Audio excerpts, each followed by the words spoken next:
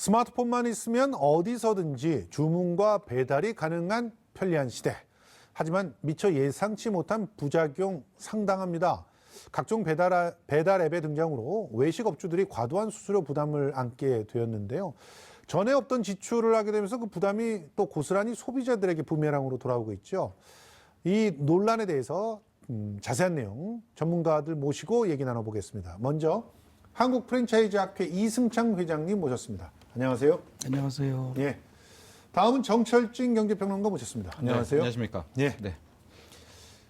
배달앱 사실은 뭐 요즘에는 배달이 안 되는 것들이 없으니까요. 정말 다양하게 배달을 해서 소비를 할 수가 있는데 뭐 배달앱 좀 이용하십니까? 저는 이제 제가 근무하는 대학이 이게 상권에 바로 붙어 있지는 않기 때문에 예. 그 배달 음식이 불편할 때가 많은데 예. 이 배달앱 때문에 간혹 이용하곤 합니다. 연구생들하고 같이. 아, 그러면 네네. 굉장히 배달앱의 혜택을 받고 계시네요. 네, 현재 저는 예. 그렇긴 합니다. 그 정평론가님께서는 저는 이제 배달앱을 보거나 이용은 하기는 합니다. 예. 근데 활용을 하는 측면이고요. 예. 저는 이렇게 확인을 한 다음에 막상 주문은 무조건 전화. 그러니까 아직까지는 저는 전화 세대이기도 한데 예. 제가 뭐 배달앱이 익숙하지 않아서가 그런 것은 아니고 예. 조금 이따도 설명을 드리겠지만 이제 과거 좀 소상공인 업무를 맡았었을 때 이제 그분들이 가장 원하는 것이 예. 정보는 배달앱에서 찾다가 마지막 주문만은 좀 우리들에게 좀 전화로 해달라. 뭐 그랬던 것이 굉장히 인상 깊어가지고 그 이렇게 뒤로 또 제가 깨알 같은 본인 홍보를 네, 쫙 이렇게. 해서 뭐 치킨, 족발, 칡냉면 제가 좋아하는 것들은 전화 주문을 하죠. 마지막은. 예. 네. 사실은 이제 배달 앱으로 검색을 해가지고 그 특정 업체의 이름을 확인한다거나 전화번호를 갖다가 확인할 수 있는 건 웹서핑으로 또 할 수 있으니까 그렇게 그렇습니다. 하시는 거죠? 네, 맞습니다. 근데 지금 정말 배달 앱 너무나 많이들 사용하고 있다 보니까 그 시장 규모가 굉장해졌다고 하던데 네. 어느 정도입니까? 그러니까 2013년에 처음 막 우리가 공론화가 좀 됐었거든요. 예. 당시의 시장 규모가 한 3,600억, 3,000억 시대라고 했는데 그 2014년에 큰 논란이 됐던 게 이제 5천억 원을 돌파했다. 이런 예. 얘기가 나옵니다. 근데 시간이 2014년 후로는 5년이 흘렀지 않습니까? 놀라지 마십시오. 요즘의 배달앱 시장 5조 원 정도를 바라보고 있습니다. 5조 원이요? 5조 원이요. 그러니까 불과 4년, 5년 만에 배달앱 시장이 10배가 매출액 기준으로 커진 건데요. 와. 매달 월별 기준으로 보면은 이 배달앱을 통한 매출이 한 4천억 원 그러니까 뭐 4,500억은 계속 매달 나온다. 이렇게 보면 될 것 같고. 예. 지금 업계에서는 5조가 아니라 지금 10배가 5년 만에 커졌으니까 뭐 앞으로 5년 내에는 10조 원 시장을 바라본다라는 건데 예. 우리의 배달 시장의 전체 규모가 한 15조 원으로 지금 잡고 있어요. 와. 외식 먹거리가. 그러니까 그중에 3분의 1은 다 배달 앱을 거쳐서 주문이 오고 가고 매출이 일어난다라고 하니까 지금 뭐 국감에서 나온 이 배달 앱의 뭐 논란, 열풍들이 다시 한번 우리가 새겨봐야 될 그런 이제 문제만큼 커진 게 사실입니다. 예. 이 배달 앱 왜 인기가 있을까 궁금하거든요. 먼저 이제 거시적으로 말씀을 먼저 드리면 누구나 요새 주변에서 많이 느낄 수 있듯이 그 혼밥하는 분들이 많았습니다. 예. 이 배경이 이제 1인 가구가 늘어나는 건데 예. 2015년 통계청 자료를 보면은 전체 국민 그 가구 수의 약 한 27.2%, 한 520만 가구가 됩니다. 예. 이분들이 대개 이제 혼술을 하는데 혼밥하는 분들의 특징이 뭐냐면 하루에 한 2끼 이상을 혼자 먹는데 그거에 한 30% 이상을 주문한 배달 음식을 먹는다는 겁니다. 예. 그래서 거시적으로 본다면 1인 가구가 이렇게 정 많이 이거 계속 늘어날 추세고요. 그다음에 이제 미시적으로 본다면 한번 앱을 이제 써보셨으면 분들은 분명히 알 텐데 굉장히 편리합니다. 편해요. 예. 뭐 앱을 하나 딱 들어가면 그 안에 일식, 중식, 돈가스 뭐 쭉 칸이 돼 있으니까 카테고라이즈 돼 있기 때문에 거기서 골라 들어가서 거기서 이제 결제도 제가 또 선택해서 할 수도 있고 그냥 원터치로 다 편합니다. 예. 근데 어떤 특정 브랜드라면 그 브랜드의 앱을 또 깔아야 되고 다른 브랜드 또 깔아야 되고 앱을 수도 없이 깔아야 되는데 이건 한 개의 앱으로 들어가서 다 비교할 수 있는 게 한 손 안에 있듯이 한 앱에서 되는 거죠. 예. 그리고 한두 가지 더 말씀드리면 이 배달 음식이라는 게 이게 머리 아픈 고르는 작업이 아니거든요. 근데 막상 고르려면 뭘 먹지? 라는 생각을 해요. 저희 중국집 가서도 짜장 먹을까? 짬뽕 먹을까? 하듯이요. 근데 이거는 딱 보면은 그 안에 또 광고가 몇 개가 잘 나가는 게 쭉 있습니다. 그렇죠. 그 중에 하나를 찍는다는 거예요. 그러니까 머리 복잡한데 인지 부담을 줄여주는 거죠. 예. 뭐 이런 거 등등 해가지고 또 하나만 더 말씀을 드리면 혼자 있는 젊은 여성들 같은 경우에 늦은 시간에 배달 왔습니다. 그러면 이렇게 오토바이 쓰고 얼굴도 잘 안 보이는데 딩동하면 참 문 열기 그렇거든요. 그렇죠. 결제도 해야 되고 그런데 예. 근데 배달앱을 하면은 이미 결제가 다 끝났습니다. 예. 그러면 이제 문 밖에 두고 가세요. 그럼 되거든요. 그렇죠. 그러니까 보안에서도 좀 편리성, 안정감을 느끼고 예. 그런 장점이 있는 것 같습니다. 광고 얘기하셨는데 실제로 이 광고 쪽으로 손이 가는 게 어쩔 수 없어요. 또 이벤트 하면은 특정 광고를 하는 그런 그 요일에 음식들은 고기를 찍죠. 또 더 싸게 팔거든요. 네. 그러면 이왕이면은 요거 한번 맛을 볼까 이런 식으로 가게 마련인데, 근데 이 광고가 꽤 시장이 괜찮다 그런 네. 얘기가 있어요. 지금 이제 영세 자영업자들한테는 굉장히 부담이 되고 네. 또 상대적으로 배달 앱 하는 사람들한테는 이 광고 시장을 키워야 될 것 같고, 그런데 지금 어느 정도 비용을 부담하라고 있는 거죠? 그러니까 지금 배달 앱이지만 예. 그 내용상에 있어서 보면은 이게 지역 자영업자 내지 지역 소상공인의 그 광고 앱으로 보셔도 될 정도로 예. 비중이 굉장히 큽니다. 예. 매출 비중에 있어서도. 근데 그게 보면 대충 이제 대개 이제 우리 세 개 업체가 가지고 있는데 약간의 그 차이가 있어요. 차이가 있으나 기본적으로 우리가 기본 광고료라고 하는 게 대략 한 7만 원에서 10만 원 사이로 매달 들어가게 됩니다. 예. 그리고 또 이제 중개 수수료는 또 어디는 없다 그러지만 결국 광고료로 베이스되는 거고, 또 다 어떤 업체는 중개수를 또 한 4% 받기도 하고 어떤 업체는 한 12% 이상 받기도 하고 예. 또 결제도 보면은 정부에서 이제 매출 규모에 따라서 결제 수수료를 정해져 있게 되는데 예. 1% 2% 정해져 있는데 여기는 결제 대행 업무를 하기 때문에 그 규제에서도 벗어납니다. 예. 그러다 보니까 이제 결제 수수료도 한 3, 4배 이상 받게 되고 예. 결국 이 들어가는 게 보면은 굉장히 많이 들어가는 거. 그러니까 예. 기존에 이제 오프라인에서 전화나 아니면 전단지로 하던 것들이 좀 시대가 앱으로 됐기다 보니까 이 변화하는 과정이 있는데 그 업자 입장에서 보면은 전단지도 안 할 수도 없어요. 전화 주문도 받아야 되니까요. 그렇죠. 또 앱도 보면 하나만 쓸 수 있는 게 아니에요. 예. 또 셋 중에 한 2개 정도는 얹어야 되고요. 그러다 보면 광고의 부담이 엄청 많아지게 되는 거예요. 예. 한 개만 해도 엎어지고. 그다음에 자세한 건 좀 이따 또 말씀드릴 기회가 있지 않나 싶은데, 하나 더 중요하게 말씀드린 건 플러스다 아니면 슈퍼리스트라고 하고 있는 그 한 몇 개 업체만 그 카테고리에서 입찰을 해가지고 광고라는 그런 선정 작업, 입찰 과정이 있죠. 그게 또 금액이 이제 큽니다. 요거를 한번 우리가 그래픽으로 준비를 해봤는데, 그래픽으로 보시면 한눈에 더 눈에 확 들어오실 것 같아요. 자, 일단 기본적으로 오프라인 광고도 해야 됩니다. 제가 살고 있는 김포 같은 경우는 오프라인 광고가 상당히 쏠쏠하거든요. 그렇죠. 그러니까 전단지라든가 뭐 전단 책자 광고라든가 이런 걸 통해 가지고 돈을 갖다 저렇게 내야 돼요. 또 40대 이상은 먹힙니다. 저기 거기에, 먹히죠, 당연히. 그렇죠. 배달 50대는 앱보다도, 네. 나 눈 나빠. 이런 분들은 또 책자 광고 찾아요. 네. 다달에 이렇게 오는 것들. 네.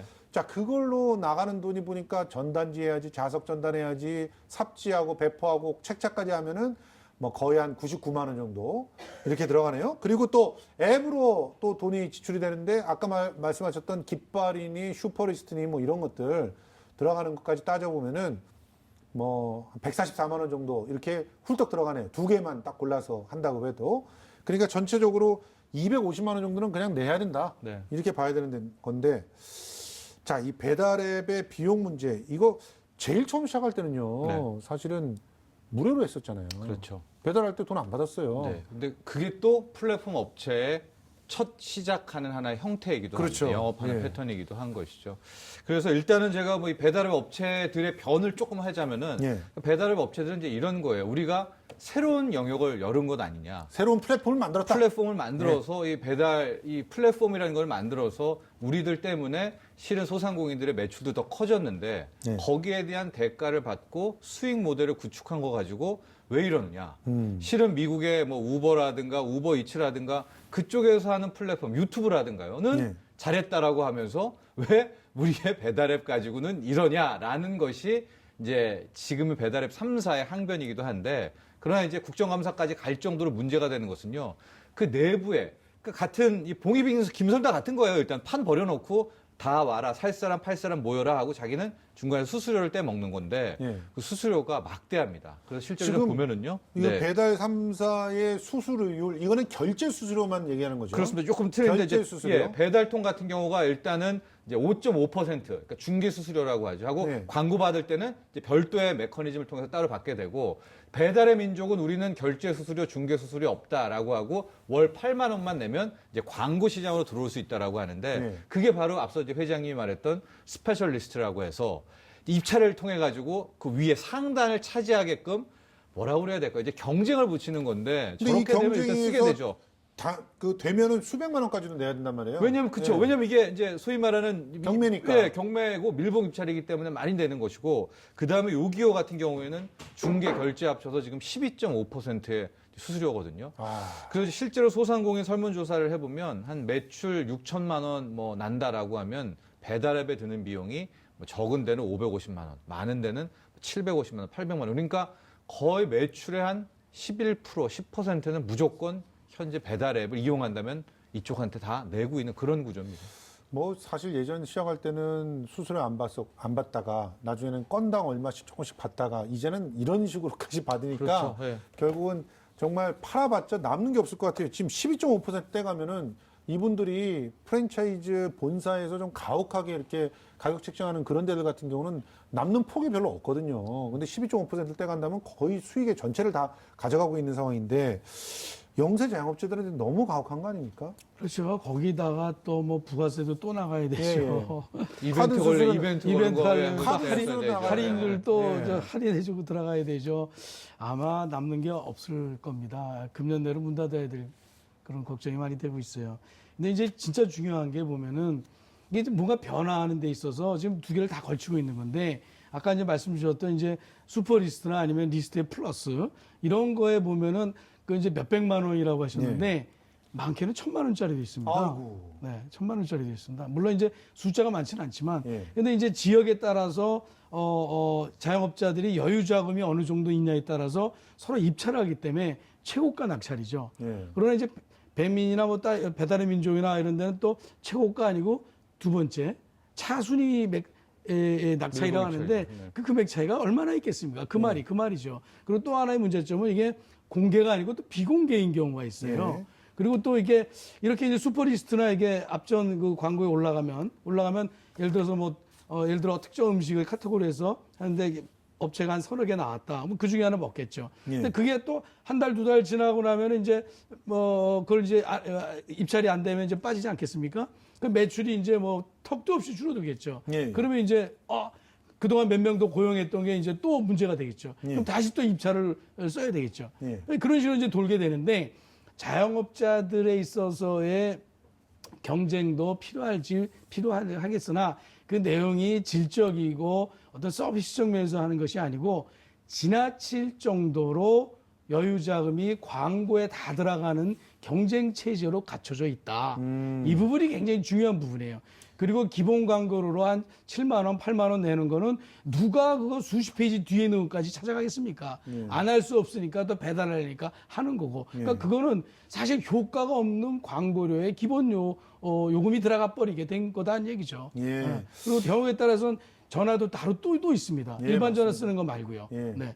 사실은 제가 예전에 공연계 있을 때 공연 예매처가 이런 갑질을 했었거든요. 그래서 굉장히 그 속상했던 경우들이 지금 막 생각나면서 이렇게 분이 막 이렇게 차오르려고 하는데 아니 이분들 할인 이벤트나 이런 것도 사실상 좀 강요하고 있잖아요. 그렇죠. 할인을 네. 좀 많이 걸어주면은 조금 그래 똑같은 돈이라도 좀 앞에 실어줄게 뭐 이런 식으로 하는 거죠. 예, 그렇습니다. 더 그러니까 이제 할인도 해야 되고 이거 다 자영업자들이 떠안아야 되는 거 아니에요? 그럼 이제 소상공인들의 가장 아픈 구석을 이 배달앱들이 건드린다 이렇게 보면 될 것 같은데요. 이제 그나마 대형 프랜차이즈 같은 경우에는 어쨌거나 홍보 광고 효과가 있잖아요. 예. 근데 이제 소상공인 분 중에서 나는 정말로 냉면 잘하는데 족발 잘하는데 이제 단독이란 말이죠. 프랜차이즈는 없고. 그러니까 이분들 입장에서는 어떻게든 알리고 싶은 그런 마음이 있단 말이죠. 한번 소비자한테 특히 우리 맛이라도 보여주고 싶은 맛이라도 거예요. 보여주고 싶은 예. 거예요. 그러니까 초창기 실탄이 있을 때 이것을 뭐 이벤트를 걸든 할인을 걸든 해서 상단에다 한번 띄어서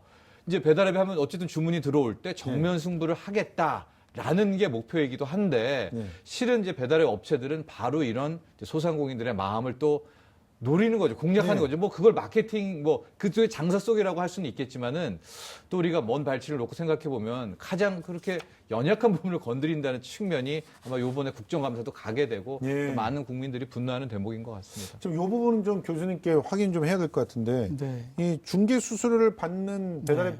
그 업체 중에서 한 군데는 네. 자기네들 가맹점한테는 4%대 수수료를 받고 그냥 일반 소상공인한테는 12.5%를 받아요. 네. 이런 게 어떻게 가능한가요? 뭐 계약 자유 원칙이니까 네. 자기네가 예상되는 매출 규모를 본다면 발륨이 커지니까 수수료를 좀 작게 주겠다 이런 얘기가 할 수야 있겠죠. 네. 그러나 현실적으로 본다면 우리가 밀집된 사회에서 이 소상공인들과 프랜차이즈 가맹점주는 사실상 다 생계형인데 네. 생계형인데 배달 앱의 입장에서 본다면 명성이 있고 많이 알려지는 프랜차이즈 가맹점 같은 경우에는 광고가 좀 덜 돼도 많이 알려져 있으니까 매출이 좀 많이 올라올 거예요. 예, 그럼 예. 우리가 적게 하면 경쟁 앱으로 갈 테니까. 예. 그러니까 배달 앱끼리의 경쟁적 관계에서 좀 더 유치하고 싶어 하겠죠. 그러니까 이것도 역시 대형마트에서는 카드 수수료 싸게 해주고 일반 소상공인한테는 카드 수수료 비싸게 받는 거랑 똑같은 시장 논리에 맡기면 이런 식이 되는 거예요. 그렇죠. 카드 업체의 행태와 비유가 될 것 예. 같습니다. 아니 이렇게 되면 실제로 배달의 민족이나 등등 그 업체에서 제시하고 있는 자기네들 때문에 오히려 광고료의 비중은 줄어들고 더 많은 매출이 올라갔다라는 그런 주장. 예. 우리 그래프로도 한번 확인해 보시죠. 이 그래프를 저희들이 준비를 했어요. 배달의 민족 쪽의 주장입니다. 그러니까 2017년 8월 같은 경우에 업주 1인당 매출액이 저 정도 됐다. 480 정도 됐었다. 그런데 그게 640으로 올랐고 그리고 광고료는 약간밖에 안 올랐기 때문에 그래서 실제로는 전체 매출에서 광고가 차지하는 비율이 줄었다 이렇게 주장했는데 네. 왜 소상공인들은 울상이라고 하는 거예요? 이 배달앱을 사용하면 사용할수록 우리 울상이다 이렇게 얘기를 하는 그러니까 거잖아요. 두 가지를 좀 봐야 될 것 같은데요. 예. 첫 번째 매출이 크게 는 것이 정말 배달앱의 홍보 효과 때문일까? 누워서 그냥 편하게 막 누를 수 있어서 분명히 뭐 공무한 사실도 있지만 교수님도 말씀하셨지만 1인 증가에 따라서 1인 가구 증가에 따라서 네. 또 최근에 먹방, 쿡방 등을 통해서 이거 밤에 3년, 보면 4년 예, 동안에 맞아요. 이 야식 문화가 글쎄요, 그 이전 10년 전보다 어마어마하게 커진 게 분명히 있거든요. 그렇죠. 그렇기 때문에 이게 꼭 배달앱 때문에 저는 뭐 소상공인 야식 매출이 늘었다라고 볼 수가 없겠고 예. 두 번째가 광고료 부분도 딱 광고료만 떼고 보면 뭐 소폭 증가할 수가 있겠지만 예. 이렇게 저렇게 뭐 프로모션 걸고 뭐 수수료 떼고 하는 부분까지 다 합쳐서 소상공인들이 부담하는 총 비용 기준으로 한번 누군가 다시 뽑아본다면 지금 배달 업체에서 제시한 저 통계 자료에도 좀 왜곡이 있을 수가 있는 대목이 있죠. 그럼 영세 자영업자들이 울상인 이유는 결과적으로 부담이 너무나 커지고 네. 그 부담이 강요되는 그런 상황이라서 그런 건가요? 그렇죠. 그러나 저 채널 아니면 저 통로 아니면 소비자와 만날 수가 없고 왜냐하면 20, 30대는 뭐 다 배달앱이다 이렇게 봐도 지금은 과언이 아니거든요. 예, 예. 그렇기 때문에 더 소상공인 입장에서 할 수밖에 없는 그런 구조가 또 되는 것이죠. 근데 요즘에 가끔 보면은 뭐 그 배달료를 갖다 따로 받는 데들이 있어요. 네. 이거는 어떻게 기준이 책정되고 왜 이런 따로 받는 배달료가 생기는 걸까요? 이게 시작은 지금 그 최저임금제 때문에 시작이 되긴 했는데 예. 금액이 이제 1,000원, 2,000원 하는 거에 대한 근거는 뭐냐? 팁입니다. 팁. 어차피 그 배달 인원을 좀 줄이거나 배달 인원에다 임금을 좀 공제하려고 그러니까 전달했을 경우에 그 가맹점이나 자영업자의 매출과 관계없이 현금을 받는 거죠. 받아가지고 우리가 그 발레에 주차할 때도 보면 1,000원 시작했잖아요. 지금 2,000원짜리 있고 3,000원짜리 있듯이. 근데 뭐 사실 500원에 시작할 거 하면 또 좋았을 것도 같긴 하지만 1,000원짜리 한 장으로 시작한 거죠. 네. 그러니까 이거는 결과적으로 이제 배달 앱 때문에 생겨난 그런 풍토라기보다는 네. 사실은 나름대로 프랜차이즈에 속해 있는 가맹점이라든가 이런 데들이 자구책을 마련했다 이렇게 볼 수 있겠네요. 네, 그렇습니다. 예. 프랜차이즈의 생존을 통한 배달료 인상이었던 게 우선 컸던 것 같아요. 그렇기 아, 때문에 예. 뭐 치킨부터 시작을 했고 치킨 1위 업체부터 시작을 했고 아마 이런 상태라면 제가 보기에 올해 연말 뭐 내년께는 완전히 이제 배달료는 독립된 뭐 그런 또 하나의 비용 부담이 되지 않을까 봅니다. 그러다 보니까 또 프랜차이즈하고 배달앱하고 서로 경쟁이 좀 되겠네요. 프랜차이즈는 프랜차이즈 나름대로 자기네들끼리 뭐 이제 네. 광고도 하고 이러니까 뭐 배달앱 측을 활용하는 걸 갖다가 좀 꺼릴 수도 있겠고 네.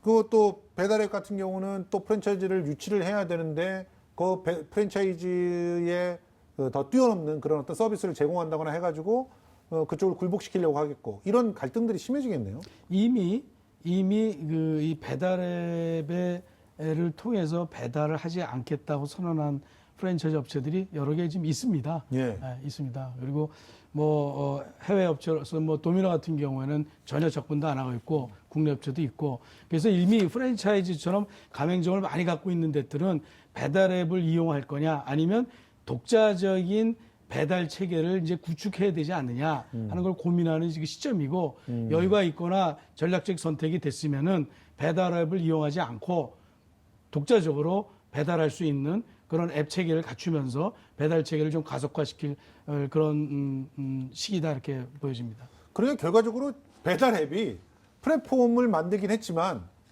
배달료라고 하는 그런 것들을 통해서 서로의 그런 시장들을 이렇게 뭐 만들어서 잠식하고 있다 이렇게 봐야 되는 거죠. 그러니까 그렇죠. 배달료가 합법화된 거잖아요. 네, 그러니까 최초에는 그 프랜차이즈 본사와 예. 배달앱과를 갑대갑의 뭐 대결 뭐 이렇게 많이들 이제 표현을 했었거든요. 예. 왜냐하면 프랜차이즈 본사도 막강하거든요. 예. 자체 플랫폼도 있었고 배달 그렇죠. 시스템도 있었고 하는데 요즘 분위기는 뭐냐? 이제 타협 분위기로 이제 가고 있는 거예요. 예. 그래서 얘기한 것처럼 이 둘 배달앱과 대형 프랜차이즈는 좀 협상하듯이 서로가 서로를 좀 보듬어 주듯이 수수료도 뭐 거의 안 받고 이런 식으로 좀 갑들은 협상에서 나가고 있어서 갑들은 서로 수수료 안 받고 네. 뭐 혹은 아주 적게 받고 그렇죠. 내지는 그리고 배달료도 각자 용인하고 배달료 같은 네, 것도 네. 서로 용인해주고 그렇죠. 그런 거 갖고 서로 경쟁하지 않고 네. 아니 이 상황에서 그럼 소비자만 피해를 받는 거 아니에요? 근데 이제 현재 이 국내 상황이 어떤 상황이냐면요. 일반 자영업자들 같은 경우에는 사실상 웹이고 뭐 앱이고 아무것도 없어요. 맞아요. 네. 네. 근데 프랜차이즈는 이제까지 웹이 나름 잘 돼 있어요. 네. 앱이 지금 부실하거나 거의 없습니다. 네. 그러니까 아마 금년 지나고 나서는 앱을 많이 만들면서 가면서 그 배달 체계를 갖추지 않을까. 그렇게 해서 서로 경쟁력이 갖춰진다면 뭐 이런 배달 앱들하고 전문 앱들하고 어떤 상생 관계라든지 뭐 파트너십 관계가 가질 수도 있겠죠. 그죠? 아니 그런데 그러면서 이제 결과적으로 배달료라고 하는 게 완전히 공식화되는 거잖아요. 그렇게 될 가능성이 매우 높죠. 자, 배달앱의 지속적인 성장, 결국은 온라인 골목 상권들의 규칙이라든가, 뭐 혹은 뭐 골목 상권의 어떤 그 시장 형태라든가 이런 걸 완전히 바꿔버리는 것 같은데요. 그렇습니다. 어떤 일이 벌어지는 걸까요? 그러니까 이 플랫폼은 정말로 플랫폼, 이제 중개자로서만 남아 있어야 될 것 예. 같은데 지금 이대로 간다면 배달앱이 거의 뭐 단순히 중개업자가 아니라 예. 소상공인, 적어도 소상공인들에 있어서는 뭐 최초의 리더, 갑 같은 이끌어가는 걸로 완전히 온라인 골목 상권이 이제 재편될 가능성이 있고요. 예. 또 하나 굉장히 안타까운 것이 취지는 좋거든요. 예. 그러니까 소상공인, 특히 실력 있는 소상공인 입장에서는 이 배달앱이라는 플랫폼이 너무나 좋습니다. 어떻게 홍보할 길이 없잖아요. 예. 소비자를 길거리에서 전단 돌릴 수도 없고. 그런데 거기에서 딱 하나의 광고를 통해서 소비자가 오고 나의 뭐 족발, 나의 햄버거, 나의 스테이크 한번 먹였더니 막 인기 폭발. 이게 이상적이긴 한데 예. 지금 왜 논란이냐? 과도합니다. 예. 수수료가 이렇게 과도하고 여기에 왜곡이 생기고 이제 여기서부터 바뀌기 시작하는데 현재 상태로만 간다면 글쎄 대형 프랜차이즈는 또 다른 뭐 루트로 살아남겠지만 그렇겠죠. 소상공인들은 거의 배달앱에 종속될 가능성은 높아 보입니다. 배달앱은 뭐 자체적으로 뭐 일자리도 창출하고 있고 또 새로운 시장도 개척했다 이런 주장을 하고 있지만 그건 결과적으로 영세 자영업자들과 우리 소비자들로부터 나온 돈 갖고 그렇게 하고 있는 거 아닌가 하는 생각도 드는데 그러니까 결과적으로는 최종 승자가 배달앱 운영업체다 뭐 이런 얘기들이 나오고 있는 건데 함께 상생할 수 있는 방법 어떻게 없겠습니까? 일단은 급한 그 입장에서는 보면은 이 대기업의 경우에는 프랜차이즈 같이 프랜차이즈 중에서 대기업의 경우에는 가맹점들하고 어떠한 그 할인 프로모션들을 하면 50% 부담해야 되거든요. 예. 근데 이제 배달앱은 이게 중개업이단 말이에요. 예. 그래서 그 규제에서 벗어나 있어요. 예. 그래서 소상공인을 대상으로 해서 이렇게 규칙적으로 정기적으로 자주 프로모션하는 경우에는 비용 부담을 좀 같이 해야 되는 게 아니냐. 이런 게 이제 당장에 좀 급할 것 같고요. 예. 한두 가지만 더 말씀드린다면 이 사실 지역에 있는 소상공인들 중에 열심히 일하다 보면 남한테 알릴 시간이 없지 않습니까? 예, 예. 그런 걸 좀 지자체들이 예. 좀 공동으로 뭔가 앱을 만들어 준다든지 지자체들이 알림해 주는 게 있으면은 그냥 그 지역의 관광 명소 알리듯이 예. 그런 앱을 좀 깔아주면은 참 좋겠다. 아, 이런 것도 네. 굉장히 아이디어네요. 예, 그게 좋겠다 하는 생각이 들고요.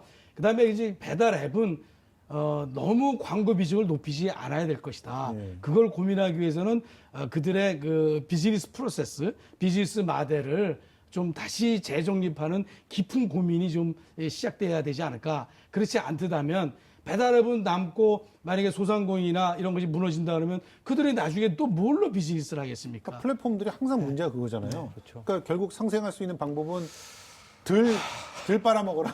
근데 그거는 답은 아니죠. 자본주의 예, 행태상 자본주의인데, 자본행위고요. 예. 뭐 아이디어 하나 말씀해 주셨지만 서울이야 전쟁터니까 빼더라도 다른 지자체, 뭐 가령 용인시라면 용인시 자체의 앱, 배달 앱. 그러니까 용인시의 상권은 요 앱을 통해 가지고 한다라든가 뭐 이런 것도 아니 될 수가 있겠고 전 네이버 모델을 많이 생각하는데요. 예. 네이버 때문에 가장 많이 가외에서 을로 간 위치가 어디냐? 이제 언론사거든요.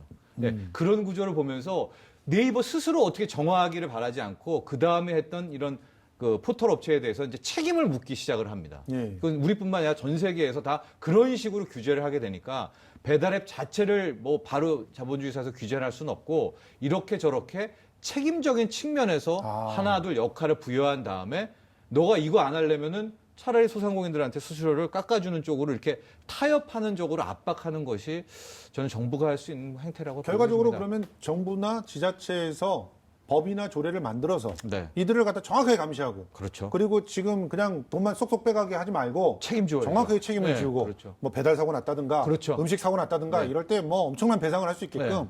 해야 되겠네요. 예, 그래야 이제 그제서야 그러면 우리가 뭐 연매출 몇 천만 안 되는 데는 예. 뭐 수수료를 안 받겠습니다. 예. 이런 딜이 또 나오게 될 겁니다. 알겠습니다. 지금까지 한국 프랜차이즈 학회 이승창 회장님 그리고 정철진 경제평론가 모시고 배달앱 논란을 통해서 위협받고 있는 온라인 골목 상권에 대해서 이야기 나눠봤습니다. 오늘 고맙습니다. 감사합니다. 고맙습니다.